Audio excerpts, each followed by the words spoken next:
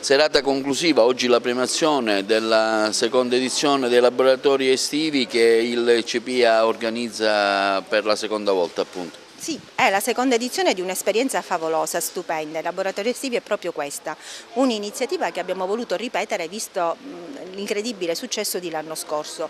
La proponiamo ai migranti non accompagnati che risiedono nel territorio di Agrigento ed è un'iniziativa che facciamo in collaborazione con i migrantes e le scalabriniane di Agrigento. Un'iniziativa che si protrae per 3 settimane in un periodo tra virgolette povero di iniziative, perché noi come CPIA promuoviamo sempre i nostri percorsi di istruzione sia di primo livello che di alfabetizzazione, però ci fermiamo a giugno, quindi questi ragazzi poi sono un po' scoperti dal punto di vista didattico e comunque di organizzazione di altre iniziative e noi ci innestiamo in questo periodo dell'anno quasi prescolastico anche per avvicinarli alla struttura.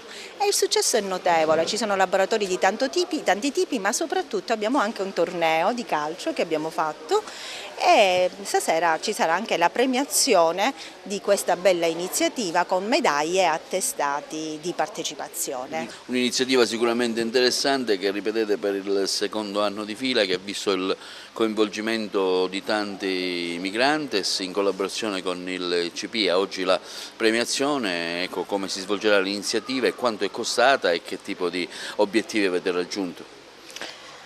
Oggi consegneremo gli attestati perché effettivamente questi ragazzi hanno frequentato con assiduità, anche con molto interesse, quindi è giusto che loro abbiano anche un riconoscimento di questo tipo. L'iniziativa è stata finanziata da offerte che sono pervenute da alcuni gruppi e parrocchie della Lombardia, della Germania, dalla Svizzera con cui siamo in contatto, che hanno apprezzato l'iniziativa dello scorso anno e quindi ci hanno permesso di riproporre quest'anno questi laboratori. Don Franco, presente a questa iniziativa, giunta alla seconda edizione, a questa premiazione del lavoro che i migranti in collaborazione con alcuni istituti hanno fatto qui al CPIA di Agrigento? Sì, può sembrare un piccolo segno, ma credo che nel contesto in cui stiamo vivendo è un segno che ha pieno significato. Gente che si impegna per questi che tanti qualche volta allontanano e non vogliono, aiutare questi ragazzi ad avere gli elementi per potersi inserire in una società e poter dare anche loro il meglio. Credo che oggi ci sia bisogno soprattutto di questo, perché attraverso questi gesti si costruisce la speranza di un mondo diverso. Abbiamo visto quanti lavori importanti hanno fatto, anche da un punto di vista logistico, hanno anche pulito dei campi di calcio, dei campi di tennis qui nella vicinanza della scuola, quindi un lavoro anche utile.